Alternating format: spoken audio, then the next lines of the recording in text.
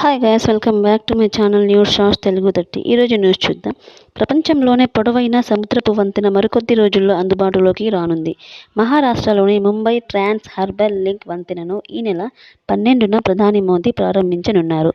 మొత్తం 22 కిలోమీటర్ల పొడవైన వంతెనపై వాహనదారులు సింగిల్ ట్రిప్కు రూ. 350 చెల్లించాల్సి ఉంటుందని సమాచారం.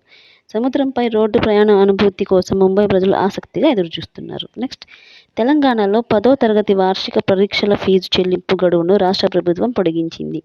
విద్యార్థులు ఈ నెల 8వ తేదీ వరకు ఫీజు చెల్లించవచ్చని ప్రభుత్వ పరీక్షల విభాగం సంచాలకులు ఏ. కృష్ణారావు తెలిపారు.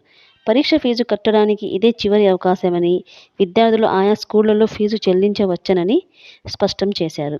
రాష్ట్రంలో 10th వార్షిక పరీక్షలు మార్చి 18వ తేదీ నుంచి జరగనున్న సంగతి తెలిసిందే. నెక్స్ట్, భారత్, సౌత్ ఆఫ్రికా మధ్య జరిగిన రెండో టెస్టు అరుదైన రికార్డు నమోదు చేసింది. టెస్ట్ క్రికెట్ చరిత్రలోనే షార్టెస్ట్ మ్యాచ్గా నిలిచింది. ఇది కేవలం 1.5 రోజుల్లోనే ముగిసింది. ఇందులో ఇరు జట్లు కలిపి కేవలం 107 ఓవర్లే వేశాయి. దీంతో ఫలితం వెలువడ్డ అత్యంత చిన్న మ్యాచ్గా ఈ టెస్టు నిలిచింది. జనవరి 3న ప్రారంభమైన ఈ మ్యాచ్ జనవరి 7వ తేదీన ముగియాల్సి ఉంది.